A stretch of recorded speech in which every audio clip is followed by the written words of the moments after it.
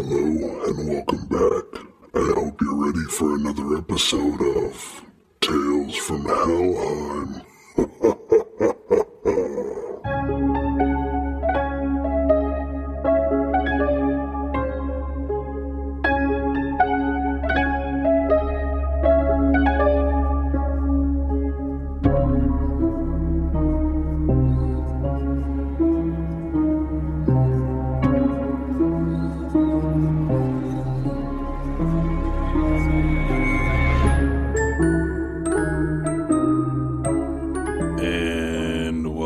Everybody to another episode of Stories.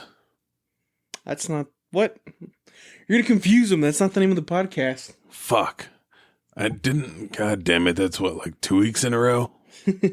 I think so. Yeah, I'll do better. You do goddamn better. They deserve only the best. They're our precious little babies. Sincerest apologies from narrator. You goddamn try better. You do better. I'm sorry. Don't murder me. Join us next week for the murder of narrator. What? We'll be covering the murder of narrator.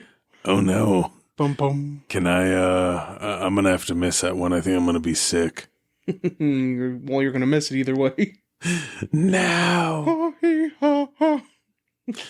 End scene. I don't know why I half went fucking Metal Gear, fucking Solid Snake voice on that one. End scene.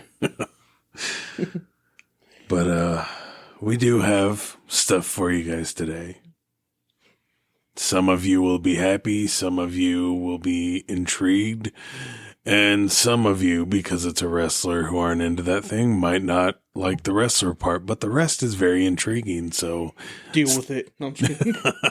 Yes, I was going to say still don't go anywhere, but... I went full heel. I did a heel turn there. It's dangerous. Yep. So, speaking of, that, what is it you're going to be speaking about? Tofu. I love this stuff. Unfortunately, you guys, we're not talking about tofu this episode. Damn it, he lied. I told you I went full heel. No, so we broke this down into 2 parts. So I'm going to be covering the events, and the narrator is going to be covering some of the conspiracies on it at the end of the recollection. Hell yeah. So this week's episode is we're going to be dealing with Chris Benoit's double murder and a suicide. Brutal shit. I don't know why I said it like that. That was weird. That came off like weird. Yeah, it's fine. Chris Benoit's double murder and suicide. That's what I meant to say. And a suicide? That sounded weird. So, again, as you can tell by the title, if that word is a trigger for you, then you might want to avoid this episode. But if you don't mind it, then listen on. Yeah, because it deals with the suicide of Chris Benoit and the murder of his wife Nancy Benoit and their son Daniel. So if that's kind of something that's going to trigger you guys, child murder, just I'll see you guys next week. But if not, just go ahead and stick around. But this is kind of a very delicate subject, so we're going to try to approach it as best as we can. Yes. Yes, we are. You know we're going to fuck up and make like a joke or two in there, right? I mean, it happens. You have all been warned of this. They've been listening long enough that they know that this is a very fucked up podcast. We'll try to keep it light. We're only like, almost 220 episodes in, something like that? Yeah. They don't know by now, then I don't know what they're doing around.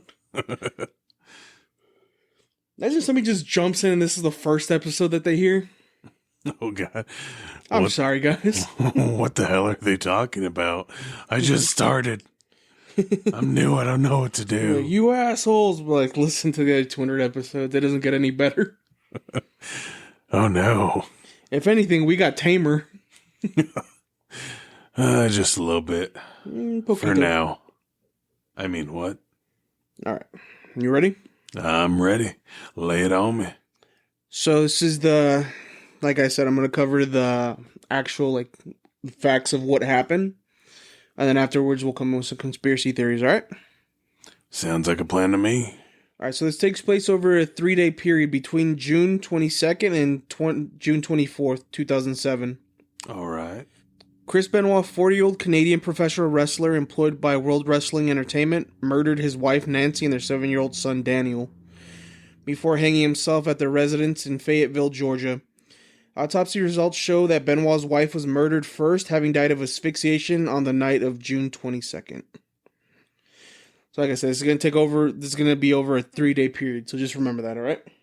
3 days. So Daniel, who also died of asphyxia, was killed as he was lying sedated in his bed on the morning of June 23rd. So that's Saturday. Then on the evening of June 24th, Benoit killed himself in his weight room when he used his lat pull-down machine to hang himself. He placed a Bible near the bodies of his wife and son. Since the tragedy, numerous explanations for Benoit's actions have been proposed, including severe chronic trauma encephalopathy, CTE, a steroid and alcohol abuse leading to, which kind of was starting to lead to the failing marriage and other personal problems. Right. So this led numerous media accounts and a federal investigation to steroid abuse into professional wrestling. So imagine events so fucking terrible that it leads into a fucking whole national investigation. Yeah, I mean, it's one of those where if, all events are as they seem, then yeah, it's pretty fucked up. And, steroids are something that you don't want to fuck with. Yeah, no. So they really... And on top of that, it was say that I read that Chris Benoit, he started taking steroids when he was still in high school. Jesus. So he was 40 when he died. So this isn't like he stopped for a while, and then started again. They were saying that he continuously took steroids throughout his life. God damn. Which they said that also stunted his growth because this dude was not tall. I could, like I said, I believe on that one I could ask my dad because I believe he knew him. Oh, shit. That's crazy. My bad. I didn't know that. That's crazy. Because I actually remember him telling me, I think, about the murders and how everyone was super shocked to hear about it. Yeah, that was the kind of the general thing. He was quiet and he kept to himself. So yeah, when it happened, it came off as a surprise. Yeah, and I'll have to find out and verify if that was one of the wrestlers he knew as well. Yeah.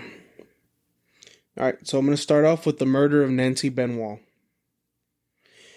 On Friday, June 22nd, 2007, Chris Benoit killed his wife Nancy in the bonus room of their house in Fayetteville, Georgia, a suburb of Atlanta. According to the police report, Nancy's limbs were bound prior to her death, with her arms being restrained with coax cables and her feet being duct taped together. A balled-up combination of a tube sock and tape were also found in the kitchen trash and appeared to be soaked in dry blood, which led police to believe that it was being used as a makeshift gag prior to Nancy's death. Her body was found wrapped in a blanket alongside a Bible. Injuries indicated that Benoit had pressed a knee into her back while pulling on the cord around her neck, causing strangulation. Officials said that there was no sign of an immediate struggle. Toxicology found alcohol in Nancy's body, but weren't able to determine whether it had been present before death or it was a product of decomposition. Decomposition also made it difficult to estimate pre-death levels of hydrocodone and alprazolam, which were found in therapeutic levels in her body. In any case, the medical examiner saw no evidence that Nancy was as sedated as her son had been when she was killed. Oh, damn. Yeah, so that's the common thing you're going to find in the murders is the Bible. This has heavy religious overtones into it, so. Okay. Yeah, take that as you will. So next, I'm going to cover the murder of Daniel Benoit. All right, let's see what happened to this poor kid. So Daniel Christopher Benoit, born February 25th, 2000, and died June 23rd, 2007, was Chris's third child and second son, having older paternal half-siblings named David, born 1993, and Megan, born 1997, via Chris's first wife, Martina, who were all living in Canada at the time the murder-suicide took place. He was Nancy's only child, and she had no children with her ex-husband, Jim Daw, or Kevin Sullivan. Remember that name. All right. So Daniel was suffocated and killed in his bedroom, and another Bible was left by his body. He had internal injuries to the throat area showing no bruises. Daniel's exact time of death is unknown. The reporters determined Daniel was sedated with Xanax and likely unconscious when he was killed. His body had also just started to show signs of decomposition, but was not as far along as his mother's body. It was later alleged that Daniel had the generic disorder Fragile X syndrome, and that this was the cause of domestic problems of the Benoit family. It was also suggested that track marks on Daniel's arms were the result of human growth hormones, HGH, injections because Benoit and his family considered him undersized due to his condition. Benoit's co-workers and family friends, wrestler Chris Jericho, stated that from his own research on the condition, the symptoms fit Daniel to a T. Yeah. Concerning those who had publicly stated that they had no knowledge of Daniel's having the condition, Jericho said, if Chris had decided that he wanted to keep it to himself, he wouldn't have been able to pry that out of him with anything. Despite Jericho's initial statement regarding Daniel, he later stated in the 2011 book Undisputed, it turned out that Daniel didn't have Fragile X, but at the time it made sense because it was grasping at straws. District Attorney Scott Ballard later released a statement saying that a source with access to Daniel's medical files found no mention of any pre-existing medical or physical ailments. Yeah. So it's another thing to keep in mind. Yeah. So likewise, Daniel's teacher reported that he was on par with other students and not about to be held back as previously thought. Speaking publicly for the first time in the major public interview on the Talk is Jericho podcast in 2016, Nancy's sister Sandra Toffoli unequivocally denied any claims that Daniel had ever had Fragile X or any similar condition. She also stated that claims of needle marks on Daniel's arms were preposterous. That's interesting. Yeah, so a thing that I had read was that it was kind of hard to determine when they were like, it wasn't hard, but they had like other people like saying that the times of death were a little off. But that's also because that the rooms that the bodies were in when they got killed were kind of warm. So that kind of sped up the process of decomposition a bit too. Yeah, instead of keeping it cooler where they had a better chance of lasting longer. Yeah, so then on Daniel's body, when they found him, he was kind of like in a sleeping position. And he had a children's Bible kind of like on his hand. Damn. Yeah. Okay, so now we're going to go into about the murders part of this. Bum. At about 3:30 p.m. EDT on Saturday, June 23rd, 2007, fellow wrestler and close friend Chavo Guerrero received a voicemail message from Benoit's phone stating that both Nancy and Daniel had food poisoning and he'd be late for that night's house show in Beaumont, Texas. Guerrero called Benoit back and forth and found that Benoit sounded tired and groggy. As he confirmed everything that he had said in the voicemail, Guerrero, who grew concerned about Benoit's tone and demeanor, called him back 12 minutes later. Benoit did not answer, and Guerrero left him a voicemail message asking Benoit to call him back. At 3:44 p.m. EDT, Benoit called Guerrero back, saying that he had not answered the calls because he was on the phone with Delta Airlines changing his flight. He said that he had a stressful day due to Nancy and Daniel's purported food poisoning. Guerrero then replied with, "All right, man, if you need to talk, I'm here for you." Benoit ended the conversation with saying, "Chavo, I love you." During a 2014 appearance on the Talk is Jericho podcast, Guerrero said Benoit sounded off when he talked to him, especially when he said, "I love you," with emphasis. So I feel like Benoit knew what was going to happen already. He already set his mind to what was going to happen. So I think that just adding the "I love you" part with emphasis kind of should have been the red flag on that one. Yeah, hey, I love you, probably never gonna see you again type shit. Yeah, kind of you know what's gonna happen. So another co-worker who often traveled with Benoit called him from outside the Houston airport. Benoit answered and told the co-worker that Nancy was vomiting blood and Daniel was also vomiting. Benoit failed to show up for the house show in Beaumont and left a voicemail on Guerrero's cell phone. They would be on a flight that would arrive in Houston at 8 a.m. CDT on the following Sunday morning. During this time, Benoit also called and left a voicemail for an unknown friend. Yeah. Who was that unknown friend? God damn it, they gotta make it unknown. They remain unknown. On Sunday, June 24th, 2007, 5 text messages were sent to coworkers between 3:51 a.m. and 3:58 a.m. using both Chris and Nancy's cell phone. 4 of them were to the Benoit's home address. The 5th said that the family dogs were in the enclosed pool area and that a garage side door had been left open. Guerrero and WWE referee Scar Armstrong were 2 of the recipients of these texts. Guerrero woke up by the text and went back to sleep, reasoning that he would ask Benoit about the text when he picked him up at Houston Airport in a few hours. Oh, fuck. Yeah, so he just kind of ignored him because, like, I'll just ask him when I see him. So Benoit failed to show up at the Houston airport on the flight that arrived at 8 a.m. Later that morning, Benoit called WWE Talent Relations office stating that his son was vomiting and that he and Nancy were at the hospital with him. He also stated that he would be taking a later flight to Houston where he was scheduled to face CM Punk for the vacant ECW World Championship. At the Vengeance Night of Champions pay-per-view event that night, Benoit failed to appear for the event. Damn, that's Yeah, that's a lot, dude. He had a whole like championship pay-per-view. I remember like when I like read about that match like the week after it happened, or my friends told me. Yeah. I was like, is it supposed to be Chris Benoit? And they're like, no, they replaced him with John Morrison or something like that. 'Cause I don't know. And then like that Monday they found out what happened, and we're like, oh shit. Yeah, it's pretty brutal. Yep. So now we're gonna hit the part. I don't know why I said it that way. That was a weird, bulky way of saying it. We're going to hit the We're going to part. be entering the Chris Benoit suicide portion of this. So again, if you guys have an issue with this, just kind of like fast forward through it, or just again, just kind of skip it. Yeah. And I'm not going to lie, when you said we're entering, I went to shout out Twilight Zone, but then I was totally wrong. Yep, you were definitely wrong. Shit. So according to the district attorney Ballard and the county sheriff, Benoit committed suicide by hanging. He removed the bar from a lat pull-down machine in his exercise room and fashioned the end of a cord from the machine into a noose. He then released the weights, causing his strangulation. Ballard said Benoit was found hanging from the pulley cable.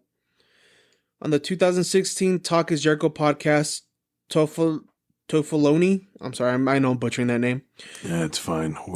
You're trying, that's what matters. Tofoloni claimed that over the weekend, the search history on Benoit's computer showed he had researched the quickest and easiest way to break a neck. He had then later used a towel around his neck attached to the handle of the machine, which he pulled down using a very heavy weight and let go, breaking his neck instantly.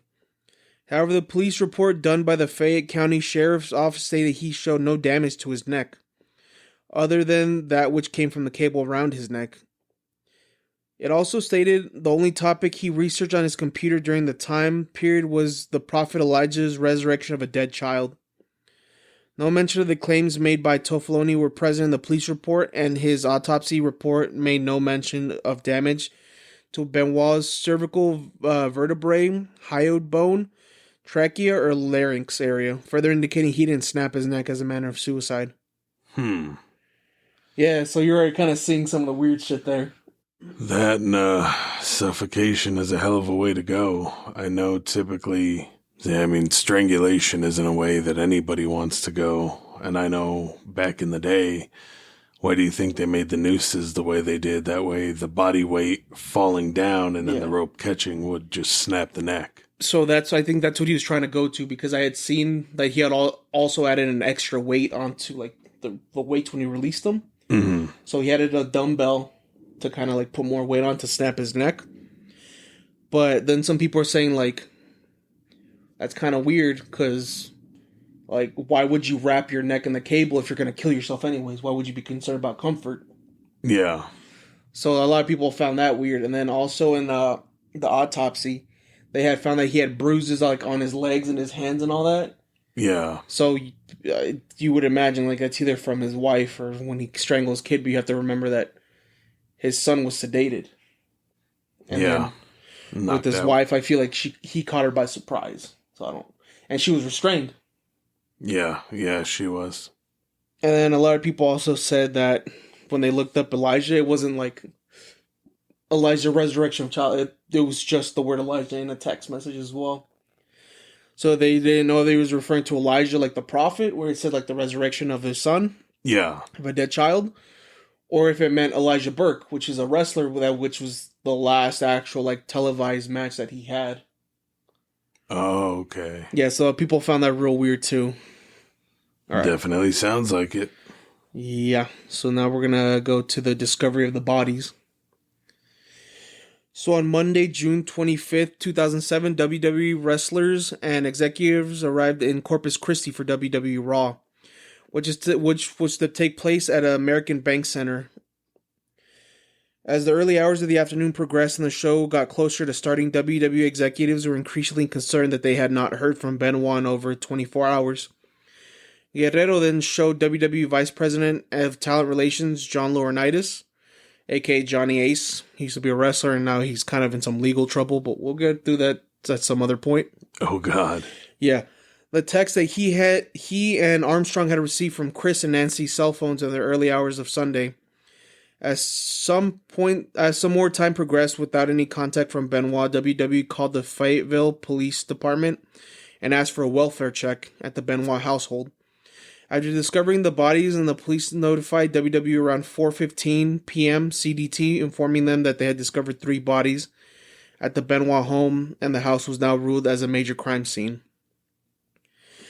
A suicide note was not discovered during the initial investigation, but one was later discovered in a Bible that had been among Benoit's possessions that were sent to his first wife, Martina, and 2 children in Canada.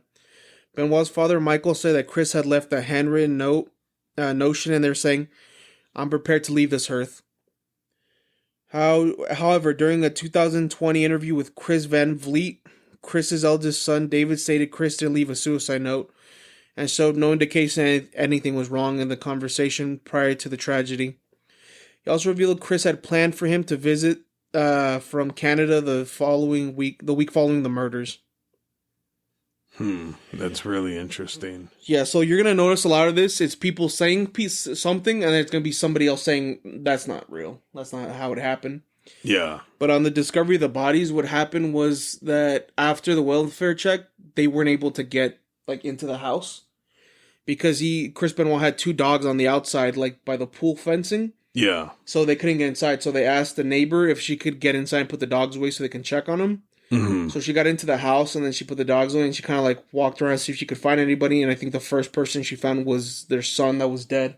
Oh, shit. And then she found Nancy and then she ran out. She didn't check the rest of the house because she was scared. Because she knew their schedules and she knew that Chris Benoit wasn't supposed to be there that week because he had events or whatever. Yeah. So she ran out and she told the cops what happened and she went back to her house. And then there's a phone call where she called the police right after that because the cops had gone inside to investigate. But they hadn't come out yet and she was worried about their safety. So she called 911. She called dispatch and there she was talking with them. And that's a whole thing you can guys go online and hear. It's really fucked up after you realize what happened. Well, I mean, my other thing, too, in this whole thing, and I don't know if there's anything about it in there to come, but, if you're unhappy with yourself, want to end your own life, whatever, if no one tries to help you or stop you, then, that's all your choice, but why the wife? Why the son? So I'll cover that a little bit more further down the road. I'll kind of tell you what's going on with that. All right. So, a memorial service for Nancy and Daniel took place in Daytona Beach, Florida on July 14, 2007. Both were cremated and their ashes placed in a starfish-shaped urn for Nancy's family. Chris was also cremated following a private memorial service in Adrosian, Alberta in August 6, 2007, but the fate of his ashes have never been publicly revealed. That's weird. I feel like with that, though, when, it's somebody, prolific for murdering somebody, and he was already famous before that. I feel like you can't put a tomb or you can't put a memorial thing because people are always gonna be like, he's a fucking monster. Let's go destroy it. Let's go desecrate it. That's what he deserves. Yeah. Because there's a bunch of. Oh, go ahead. Or you're gonna have the people that are like, oh yeah, he did it. He did this for some sort of reason, like these weird fanatics. Yeah, there's actually a video of he's a wrestling manager and his name's Paul Heyman. I'm pretty sure you know him. he used to come out with like Brock Lesnar, and he started like ECW and all that shit. Mm-hmm. He's doing a talk, and then he's talking about something about Chris Jericho. I don't remember how it leads, not Chris Jericho, Chris Benoit. I don't know how it leads to it. Yeah. But somebody in the crowd yells, "That's my boy." And then he's like, he gets mad. He's like, who said that? Who said that's my boy? He said, because as a wrestler, you can admire his wrestling work all you want. He was a great wrestler, one of the top, like, technical wrestlers. Yeah. But in that case, you also have to look at the fact that he murdered his family. Like, he had a choice to do what he did. His wife and son didn't have a choice in that. Yeah. They were just casualties. So for you to say that that's your boy, it makes you a fucking piece of shit. Which I agree with. You can always kind of step back and, like, admire the art and then take away from the artist. Yeah. But you also still have to acknowledge the fact that they did that. Like, they fucked up. Like, even today, dude, I felt bad because I was, like, watching some, like, of Chris Benoit's, like, highlights and all that when I was doing research because they had, like, the videos playing in the background. Yeah. And, yeah, he was a fucking amazing wrestler. He was a fucking technically sound wrestler. But at the end of the day, you also have to take into consideration that he murdered his wife and child. Right. And you can't separate that. You're never going to be able to separate that. Well, I mean, just like that lady here from Arizona that killed her fucking husband, joined a cult, moved her kids out to like this dude's area where the cult was from, and killed her fucking children. Who the fuck is this? Maybe we'll make that the next episode. Okay, yeah, that's gonna have to be the next episode, my guy, because I don't know who the fuck you're talking about. Now I'm super interested. Yeah, we actually just watched a video on it that went more in depth on things earlier, and it's shit. It's pretty interesting. Like I've heard about the basics of it, but never that in depth. Yeah, if you guys want that to be the next episode, just go ahead and like leave a comment in this video. Yeah, 'Cause that's insane, dude. I've never heard about that. Yeah, I think it was the chick was from like Gilbert or some shit. Oh shit, dude, that's crazy. Yeah. Yeah, but like I was saying, like a lot of wrestlers, like the WWE's blacklisted Chris Benoit. Like they don't mention him, they don't bring up highlights anymore, and like a lot of the wrestlers, like they don't talk about him either. There's a couple that they'll bring him up. Yeah. Because like Kurt Angle had some of his best matches with Chris Benoit. Chris Jericho tagged with Chris Benoit and had like a bunch of crazy matches with him too. Yeah. And they'll always tell you like those are some like the highlights of my career. Like he's an amazing wrestler, but he's also a bad person for what he did, and you have to be able to separate that. And Kurt Angle, the way he put it was, I can't not bring up Chris Benoit because that's acting like if he never existed. Right. And for me to say he never existed is like me saying that whole part of my career, my whole highlights for that area, for that era, don't exist. He's like, I'm never gonna not bring him up for that reason, but I don't agree with what he did. Yeah, I mean, that's the best way to do it. You can admire him as his artist form, but not his personal form. Yeah. So I'm going to bring up what I had mentioned earlier, the CTE part of this. I actually, one of my things goes pretty in depth in that as well. Okay, so then I'll leave that one to you then. Yeah, that's actually the first one. Okay. So what I will bring up about the CTE is that people think that that's like a big part of it. Oh, do they? Yeah, they think that that's like the leading cause of it. So Nancy had filed for divorce in May 2003, alleging domestic abuse from Benoit, but had withdrawn it 3 months later on February 2008. So the Atlanta Journal-Constitution, the AJC, reported that Nancy may have suspected her husband of having an affair with the female WWE wrestler. They may have also been arguing over life insurance policy, and China. And the AJC claimed that their sources were recently reported from the Fayetteville County Sheriff's Department. So they think that the CTE kind of made him like aggressive, and like steroids made him aggressive. And you will all get to learn what CTE is right now, a little more on it, and what some of the side effects and shit are. Yeah, so I'm gonna add just like, so as a response to kind of like the murder,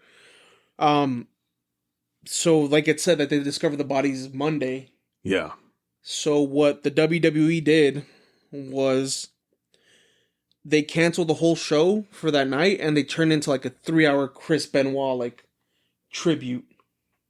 Oh, damn. But that's because they didn't know what had happened.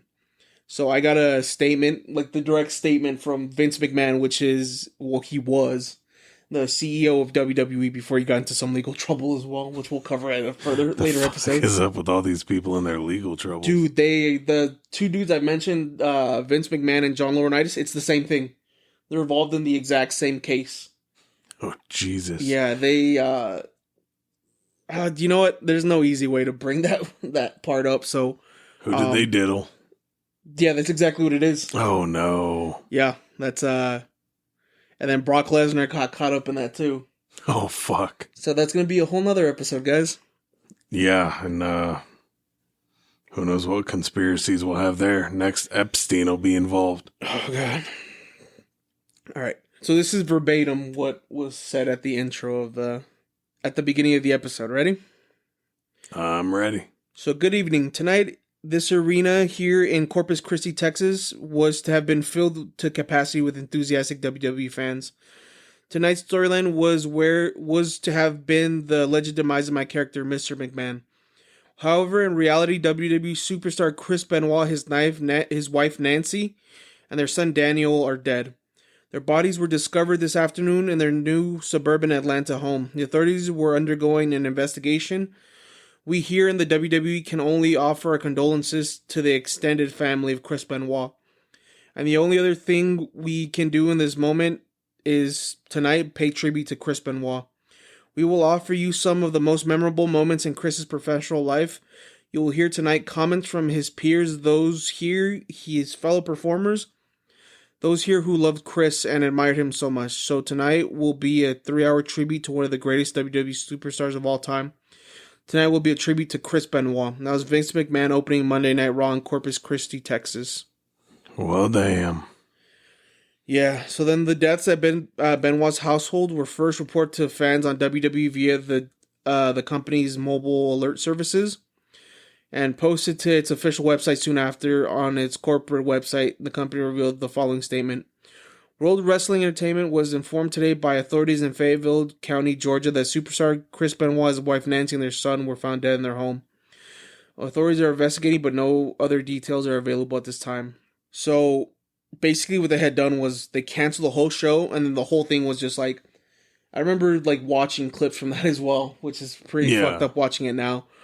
And like after knowing like all that happened, but what was going on was they're showing like highlights of his career, and then they were talking to like different wrestlers backstage, and they're telling like, oh, Chris Benoit's like, he's like such a great guy. He's like, he's amazing. He's the nicest person you've ever met. Yeah. And what I found really eerie was that there's a dude, his name is William Regal. So I mean, you were into wrestling like back in the day. They knew him as Steven Regal. Mm-hmm.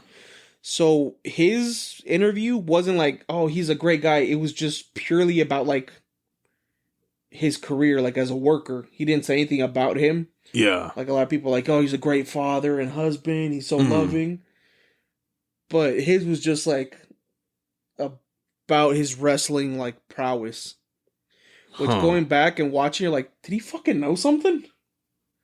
I mean, it's possible. Yeah. So yeah, they basically just got kind of like clips from they had done like a documentary on him, sort of the documentary DVD. Yeah, it was called "The Hard Knocks: The Chris Benoit Story." So they were just getting clips from that, and then so then they did like a whole 3-hour fucking like event and like spectacular about like his career and all that. Yeah. So it's after it aired. So shortly after the program aired, many of the aired comments were posted on WWE.com. Mm-hmm. It was not until the last hour of the tribute program that the successive report surfaced that Chris, Nancy, and Daniel had all died on different days of the weekend, and that the police were not looking for any other suspects. The following night, Tuesday, June 26th, after the details of the murder-suicide became available, WWE aired a recorded statement by McMahon before its ECW broadcast. So this is after it was discovered the facts started coming out. Yeah. Good evening, ladies and gentlemen. Last night on Monday Night Raw, the WWE presented a special tribute show recognizing the career of Chris Benoit. However, some 26 hours later, the facts of this horrific tragedy are now apparent. Therefore, other than my comment, there will be no mention of Mr. Benoit's name tonight. On the contrary, tonight's show will be dedicated to everyone who has been affected by this terrible incident. This event marks the first step of the healing process. Tonight, WWE performers will do what they do better than anyone else in the world: entertain you. So that's kind of, they found out that they fucked up by making a 3-hour tribute before they knew the facts. Yeah. On Friday, June 29th, before the week's edition of SmackDown, McMahon released another statement indicating that the related events of the tragedy were not known to WWE at the time. The rest of the statement remains the same as the first one. On a recent edition of Raw, the WWE presented a special tribute show recognizing the career of Chris Benoit. However, the facts of this horrific tragedy involving Chris Benoit were not known at the time. Therefore, other than my comments, there will be no mention of Mr. Benoit's name in this program. On the contrary, the show is dedicated to everyone that has been affected by the terrible incident. This marks the first step of the healing process where WWE performers will now do what they do better than anyone else in the world: entertain you. So after learning about the full details of the murder-suicide, WWE quickly distanced itself from Benoit. This is what they did. Okay. Except for his results and listings in the WWE title history throughout the summaries of his title reigns have been removed. A select press release from WWE corporate subsite, the WWE website, removed all past mentions of Benoit, including all new articles related to the specific details of the incident, as well as a biography and the video tribute comments from Benoit's peers. All right. WWE pulled the tribute episode from the international market that aired Monday Night Raw on a daily base. Several channels announced the episodes were being withheld for legal reasons. A substitute Raw hosted by Todd Grisham from WWE Studios was created, featuring recaps of WWE Championship and World Heavyweight Championship matches that occurred over the past year. Benoit's name was removed from the previous theme song Rabbit on the MP3 release of WWE Anthology. Oh, God. Yeah, that was the name of his fucking... He was the Rabid Wolverine, is what they called him. Benoit, along with his crippler crossface and other signature moves, were removed from the WWE SmackDown vs. Raw 2008 video game. After Benoit was originally included in the game as a playable character, starting with WWE SmackDown vs. Raw 2010, the move was reinstated as the crossface. So they removed his moveset from the video game, because I'm not sure if you ever played it, but there's like a built-in character, and you can like make your own moves and all that. Yeah, I remember the old... Well, I mean, granted, the ones I used to play were like PS1, N64, and PS2. Yeah, so they had removed the crippler crossface, and then they added it back in 2010, but known only as the crossface. WWE Classic On Demand, WWE subscription video on demand service, began removing the likeness and mentions of both Benoit and Nancy from archived footage. Matches and other footage involving Benoit appeared very sparingly on the WWE DVDs released following his death, with all of them being footage involving multiple wrestlers, such as battle royals or a multiple-person tag team match. So that's the only way, because they didn't want to cut it out completely. Yeah, pretty much, because you lose money on that. Yeah. The WCW War Games DVD by WWE, which featured all the War Games matches, does include the 1997 WCW Fall Brawl War Games. It was a match between the NW and the Four Horsemen featuring Benoit, who was not involved in the finish of the match, but the commentary about Benoit edited out. God damn, they went hard. That's not even it, dude. There's still a lot more. So on the WWE Network, a parental advisory warning is shown before the program that featured Benoit. The WWE Network showed the June 25th, 2007 internationally aired episode of Raw featuring several world title matches.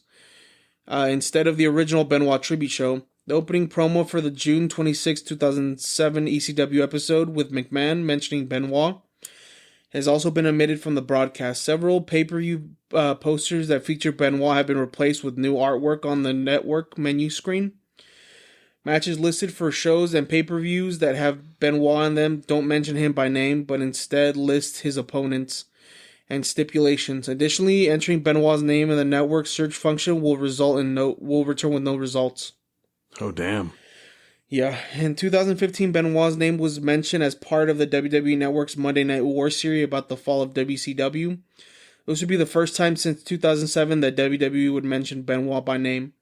A segment in the series talks about the 2000 Invasion storyline with Benoit and his radical stablemates Eddie Guerrero, Dean Malenko, and Perry Saturn.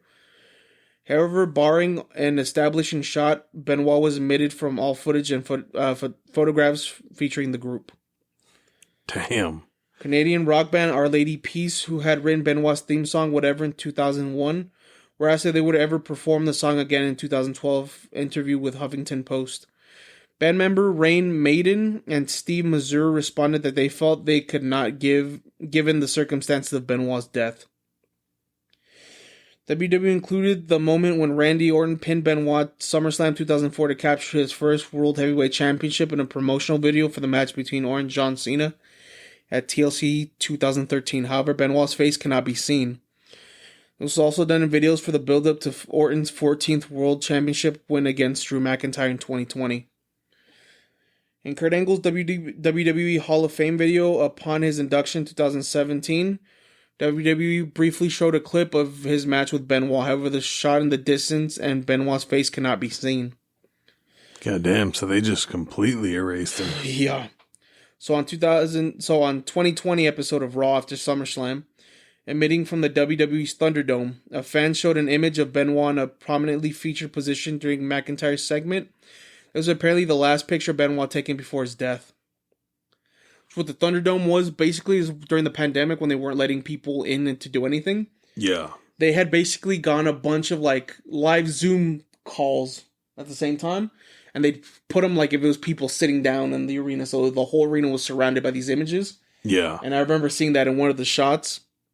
They had a picture of Chris Benoit. Like I said, it was the last picture before his death. Oh, shit. All right, so this is the media side of it. So I know this has been already a very long episode. You're good. So when the news broke about Benoit's death, most mainstream news outlets covered the story, including MSNBC, the Fox News. The Benoit-incited incident made the cover of People magazine, ECW Press, which had no affiliation with Extreme Championship Wrestling, a promotion for which Benoit once worked through their initials are the same. Announced in July 16th, that noted wrestling writer Irvin Muchnick had written a book on the case due out in 2008. At the Comedy Central roast of Flavor Flav in August 2007, Jimmy Kimmel joked that honoree Flavor Flav that Chris Benoit is a better father than Flavor Flav, which drew a shocked response and laughs from the crowd. The show aired less than 2 months after the incident, but no reference was made to the taping date of the episode in question. Yeah, Bill Apter in 2015 speculated the murders were a professional hit. So I'm pretty sure you're going to cover that. Oh, yeah. Okay, so I'll move past that. So this is the response of the government. Oh, shit. Yeah. They got involved, huh? Yeah, this was like really bad, dude. So you have to also remember that Chris Benoit's death came maybe like 2 years after Eddie Guerrero's death, which they ruled as a heart attack, but he was also like a heavy steroid user. Yeah. So this kind of kicks off a lot of the fucking policies that WWE has now is both of their deaths. Oh, gotcha. So with Benoit and his death allegedly linked to the steroid abuse, WWE underwent investigation by the United States House Committee on Oversight and Government Reform. Regarding their talent wellness policy, Congress did not action against either WWE or any professional wrestling company in the wake of the event. In January 2009, Henry Waxman, outgoing chairman of the House Committee on Oversight and Government Reform, requested that the Offices of National Drug Control Policy Chief John P. Walters examine steroid use in professional wrestling and take appropriate steps to address this problem. All right. In the letter, Waxman stated in the first year of the WWE's testing program, which began in March 2006, 40% of wrestlers tested positive for steroids and other drugs. God damn. Yeah, even after being warned in advance that they were going to be tested. He also wrote about how wrestlers who tested positive for performance enhancing receive light punishments and afterwards can often participate in wrestling events. The committee investigation also uncovered how easily wrestlers could secure therapeutic use exemptions, TUEs, permissions to take banned substances for medical reasons so they could continue performing while using steroids, When Waxman's staff interviewed Tracy Ray, a physician contracted by WWE, Ray claimed that there was shadiness in almost every TUE case that I've reviewed. So a bunch of fuckery going on. Yeah, so pretty much what that was is they told them that, hey, they're going to test you, and then 40% of the wrestlers still failed for steroids. Yeah. So that kind and of other drugs. Yeah, so that kind of started off WWE's like 3-strike policy. So if they catch you 3 times, you get released from the company, and you get suspended both times. I think the first time is a 30-day suspension you get caught. Yeah. And then the second day is 60 days, and then I think you have to do rehab. Oh, shit. Okay. Yeah, so that's, At least they're being proactive. Yeah, so that's pretty much what I have on like the murders and all that stuff. You have more of like I have the fun shit, the conspiracies behind it. And then if I hear some of the conspiracies, I can just jump in and let you know like what I've heard about them. Yeah. So I'm going to let you go ahead and take over now. All right. So the first one has to do with brain damage and the CTE. So, chronic traumatic encephalopathy, CTE, is a progressive brain condition that's found in individuals with a history of repetitive brain trauma, including concussions. So the symptoms for that can include memory loss, confusion, impaired judgment, aggression, depression, anxiety, and suicidal behavior. So some of the details on that one are the medical findings. So after Benoit's death, his brain was examined by Dr. Julian Bales of the Sports Legacy Institute. The result indicated extensive brain damage, similar to that of an elderly person with severe Alzheimer's. So part of the impact on that could have been that repeated concussions from Benoit's wrestling career led to severe CTE, which significantly impaired his judgment and behavior. Supporters argue that his violent actions were a result of this brain damage, leading to a tragic and uncontrollable outburst. And the examination of Benoit's brain and the well-documented effects of CTE in other athletes lend credibility to this theory. Yeah, so what had happened with that part was that originally it was a former wrestler and he turned like a doctor that kind of like studies like CTE. His name was Chris Nowitzki. Yeah. He had talked to Chris Benoit like a week before that, and he had noticed like that Chris Benoit and Nancy had been like fighting a lot more, and a lot of people started commenting that as well. Yeah. That during like the last couple times they've seen him, that Chris Benoit and Nancy were always arguing. Mm-hmm. And so what he thought was when he talked to his family after the funeral. Yeah. Well, not after the funeral, after he found out what had happened, he had talked to Chris Benoit's father, I believe it was. Mm-hmm. And he told him like, hey, I want to take his brain so I can study it because I think it's CTE. Yeah. Because if you remember old wrestling, they used to do a lot of chair shots that had like unprotected chair shots. Oh, yeah. If you watch WWE now or like wrestling, a lot of companies won't do chair shots anymore. It's very rare. Or if they do like a chair shot, it's like to their back or their legs or their stomach or chest. They don't do it to the head like at all anymore. Makes sense. Yeah, I think you have to get like special permission. I think was an AEW, Cody Rhodes took a chair shot. Yeah. And he had to get like special permission for that. And then like now there's a thing that if you accidentally take a chair shot, so say like I'm gonna hit you with the chair in your arm and you move and you like duck out the way and I hit you in your head. Yeah. It's extensively reported when you took the chair shot, like at what time, and they keep track of all that shit now. Well, I mean, it's sad that it took that kind of shit possibly being the cause for this to happen, but... And then there's like the concussion-based thing. When Chris Nowitzki had talked to Chris Benoit about it, it's like, how many concussions have you had, my dude? Like, he told him, like, I can't even count anymore. It's like countless. Oh, Jesus. Yeah, so that's pretty fucked up. Yeah, because I hear, what is it, like 3 to 6 or some shit like that can cause, start being where like brain damage happens. Yeah, they were saying like it was close to like upwards of 40. Jesus. Oh yeah, his brain was fucked. Yeah, dude, his fucking brain like was Swiss cheese. When they tested it, they said it was like the same as like an 85-year-old that's suffering from dementia. Yeah, severe Alzheimer's and shit. Yeah, this dude's only 40.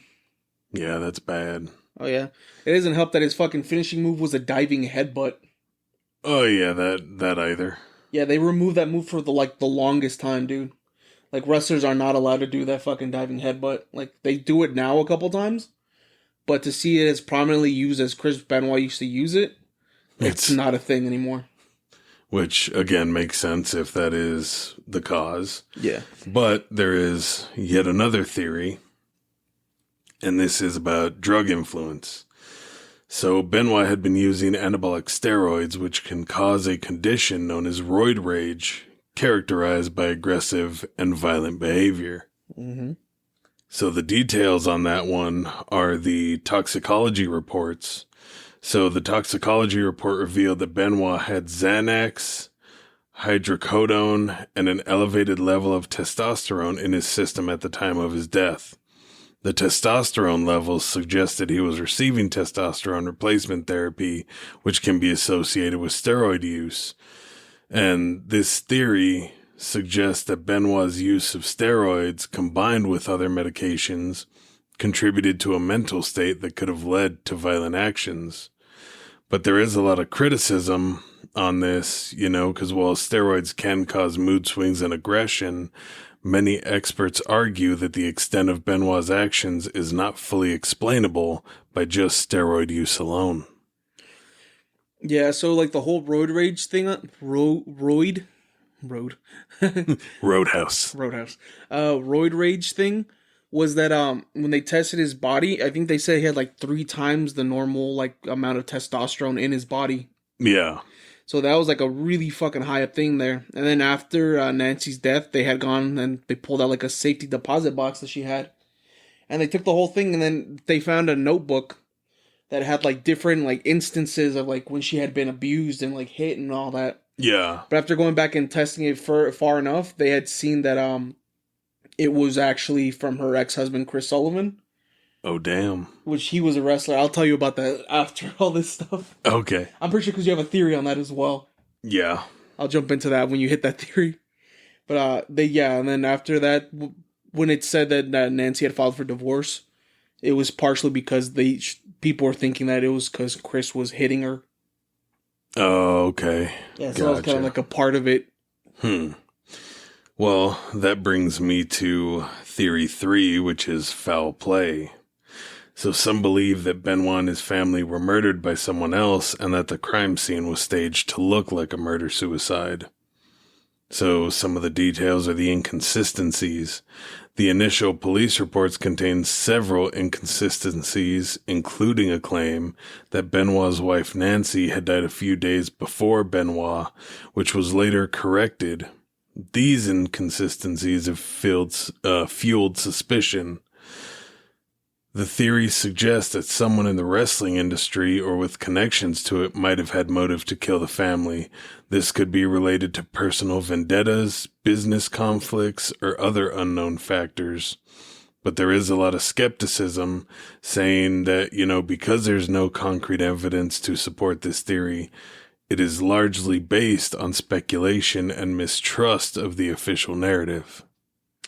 Yeah, so with the portion of that, that's exactly what I had. Like I told you, I was going to hold off on telling you about. Yeah. So a lot of people think that Chris Sullivan had killed Nancy and Benoit and then Daniel, and then they framed Benoit for doing it. So the reason for that was that Kevin Sullivan was a wrestler, but he was also a booker. Mm-hmm. And he was married to Nancy Benoit. And she was like his valet, like whenever he come down the ring, she was like with him and all that. Yeah. So he made a storyline where Nancy left Kevin to go with Chris Benoit. Mm-hmm. And that was just supposed to be a storyline, but do you remember how like back in the day they took like kayfabe really seriously? Yeah. So Nancy would travel with Chris, and she'd stay with Chris and all that. So a lot of people made a joke in the industry that he basically booked his own divorce. Oh, His shit. art imitated life, and she ended up leaving him for Chris Benoit. And then they still had like a bunch of matches after that, and then he had booked him in WCW. Chris Benoit had like a fight with Kevin Sullivan, and a lot of people were saying during the match there was like a lot of stiff shots. Yeah. And even after that, when the fight ended, they kept fighting in the locker room, like they were like throwing punches and shit. Oh, shit. So a lot of people speculate that Kevin Sullivan was the person who murdered everybody. Okay. I'm not sure if it was Chavo Guerrero who had said, but on the Talk is Jericho podcast, when he talked about it, he said that that he thought, well, there's a lot of speculation going around, that when he was on the phone with Chris on that Friday when he was barbecuing, remember he said that somebody knocked on the door? Right. He said he had knocked on the door and he heard an argument and a scuffle and all that, and then the phone just hung up. And then that Chris had called him back later on, though. Yeah. And that's when all that shit started happening. Because if you remember, Nancy was murdered on that Friday. Right. Then Daniel, then Chris. If you think about it, logically, that would be the order that you would kill. Like, if you were going to kill somebody. Yeah. And you're Kevin Sullivan. Like, in my mind, if you're Kevin Sullivan, you're going to kill these people. You're going to start off with the lady who wronged you first.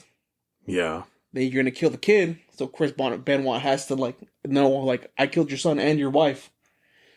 And then you kill him last. Yeah, so he had to watch it all. Yep. And, yeah, dude, the police absolutely fucking fumbled this fucking investigation. Because remember how I told you that they had, when they found Nancy's body, they had found, in the kitchen trash, they found dried blood and they found her hair on, like, tape that was used kind of like as a mouth guard thing. Yeah, saying there was that gag. Yeah. Improvised gag. They tested the hair and it was Nancy's, but they never really tested the blood. And Chris Benoit had all the bruises. He had like blood on his nose and then blood on his hands. Yeah. And they never tested the blood either. Because so what the chief that was in charge of the operation did. They just straight assumed. They didn't even straight assume, dude. He didn't do like a full like investigation in the house. He moved the bodies before anything was tested. So when the body got to the coroners so they could test everything, like the blood and all that, it was gone. Oh. So to a lot of people, that was an inside job that they had to wipe down the bodies. Yeah, it very well could be. Yeah, so that's one of the theories going around, is that Kevin Sullivan killed him and the cops kind of helped. Huh. Well, I only have two more theories. So this next one is the cryptic online messages. So the background to it is an anonymous Wikipedia user updated Benoit's page to state that Nancy Benoit had died several hours before the bodies were discovered. So the timing was, this said it was made at 12:01 a.m. on June 25th, 2007, and the bodies were not found until around 2:30 p.m. that day. The unusual timing led some to believe that someone with prior knowledge of the deaths made the edit. With an investigation, the IP address of the user was traced to Stamford, Connecticut, home of WWE headquarters. The user claimed it was a terrible coincidence and that the information was based on internet rumors. So the speculation with that is some theorists believe this could indicate a larger conspiracy or prior knowledge by someone within the wrestling community.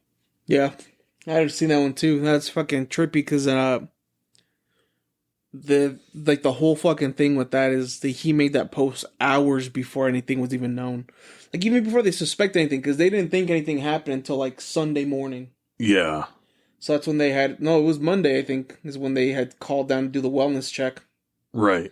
So they didn't know anything about it. They didn't suspect anything was wrong. They're like, oh, maybe he's sick or something happened. Right. Like, let's call cops on him. So nobody knew that he had actually been murdered or that he murdered his family and then killed himself. So for somebody to post that and then be like, oh, it was a joke. Like, yeah, it's very intriguing. And then coming from Stanford, I don't know, man. That one's a little sketchy. Yeah. Oh, yeah. Can definitely, again, do some research into it and see. But then the last one is Illuminati and occult theories. So as with many high-profile deaths, some believe that Benoit was targeted by secret societies, such as the Illuminati.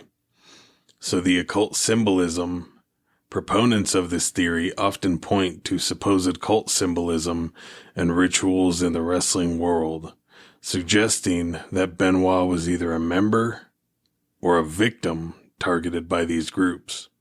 But there is a lack of evidence. All these theories are highly speculative and lack concrete evidence. They often rely on patterns and connections that are not substantiated by factual data.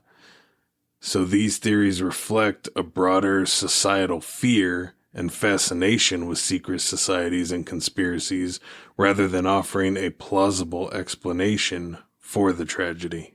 Yeah, I see that one kind of being based more off of like Kevin Sullivan's character in WCW and like Nancy's character. They were just kind of Satanists. That's kind of like the story, what it was. Yeah. So I think that a lot of people are kind of like mixing that in with that, but I don't think it had anything to do with Satanism. If anything, the most likely one I think was probably like CTE or fucking the roid rage. Yeah. And then like the slightly less likely one was probably Kevin Sullivan. Gotcha. I mean, I'd say they each have some sort of possibility in each of them that sounds kind of like it makes sense, minus the occult one, but... Yeah, and there's another rumor going around that when Chris Benoit killed his son, that he used his finishing move to kill him. What the fuck? He did the crippler crossface. I was like, that's... I don't know, that sounds a lot less likely. Yeah, that, yeah, no, I don't see that being a thing. Yeah, but I think like the Satanist thing that they were talking about is probably the fact that he like put Bibles all over them. Yeah, and then I think they found a Bible next to him too when they found him. And then that one research that he did or didn't do, whether it was just a name or like, oh, resurrection. Yeah, I think that was more about the fact that he realized that he had fucked up by killing his son. Yeah. And he probably, I don't know, I think maybe he meant to kill his wife. Mm-hmm. Because like I said, that they were having issues and then she went and she was drinking and all that. Because they had found alcohol in the house that had been drinking. Yeah. I think they found like a bottle, like beers next to Chris Benoit. Oh, okay. But when they tested him, he didn't have any alcohol in his system. Okay. So they didn't test the beer bottles either for DNA. Another drop ball? Yeah. But they had found a receipt that Nancy had bought the alcohol. And if you remember, they had a barbecue on Friday. Yeah, so that it might is have true. Been that, but they really fumbled that. If I'm being honest, they really fucking fumbled that investigation. Yeah, they kind of did. But now the bigger question is, what do you guys think? Did they do the right thing? Did they fuck up? And what do you guys think about the conspiracy theories? Yeah, let us know if we missed any. Because I know this one's surrounded by a lot of conspiracies, and it's kind of hard to keep like all the facts straight because you hear it one way and then you'll hear it another way. Yeah. Even though it's a very well documented kind of murder-suicide thing, it's kind of hard to try to find all the facts straight and like all the conspiracy theories as well. This one was kind of tricky on investigation, if I'm being honest. Yeah, no, there's a lot of parts and a lot of shit to look at, but I definitely think things could have been done better in many ways, and who knows, maybe it would have been able to shed more light. Yeah.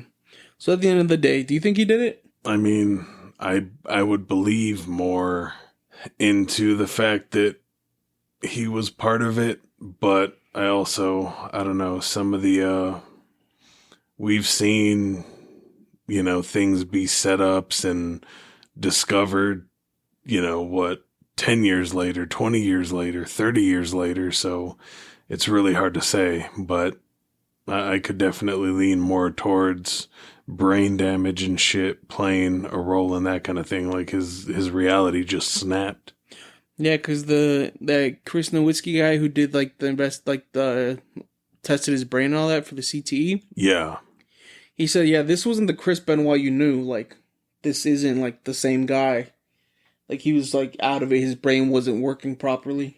Yeah. And a lot of people want to be like, oh, well, CTE. And then, like I said, that Paul Heyman guy, when he did that thing, says, CTE or not, he still had the option. It was his choice to do what he did. Yeah. But I mean, at the same time, you kind of have to hold it down. Like, he's not in his right mind. Yeah, like to him, what could be a logical choice for others or, could logically be seen as right and wrong when you're at that state of damage and, just your mind being completely fucked. It could be a whole different fucking world. Yeah, dude, I heard one more far out conspiracy there, which I was like, I don't know, that one's not probable. What's that? Was that him and Eddie Guerrero were lovers. And when Eddie Guerrero died, he lost it. Like, if you watch, they did a tribute thing to Eddie Guerrero as well, and he's like bawling his eyes out. And you can understand that, like, cause it's been his friend. They've been on the road for like forever. Yeah. Yeah, it's more like family. Yeah, but then he didn't take the loss well, and that he had a journal where he would write to Eddie Guerrero like every single day and let him know what's going on. So a lot of people think that coupled with like the loss of like his lover or what, I'm doing air quotes. Yeah. So the loss of his lover, and then like seeing that everything with his wife's going like downhill, and that they're fighting a lot and all that, he just snapped and killed them. Yeah, but I mean, look at fucking Bam Margera and Ryan Dunn. When Dunn died, it was same kind of shit. He spiraled out of control. So, I mean, all you have to do is be close to someone, and, you know, when that kind of thing happens, it's not easy, especially if there's someone that's been like family to you for a good chunk of, if not majority of your life. Yeah. That's the whole thing, dude. That's fucking, it's crazy, because if you think about it, like, the person he was contacting was Eddie Guerrero's nephew, was Chavo. He was wrestling at the time with him, and they were friends too. Yeah. So, I mean, that one I find has a lot less validity to it. Yeah. But for sure. I thought it was still something to mention on this. That it's an interesting theory, but I find it highly improbable. Yeah, but let us know what you think. All right, guys. Well, I know this episode ran a little longer, but thank you guys for stopping by. Yes, we appreciate and love you all.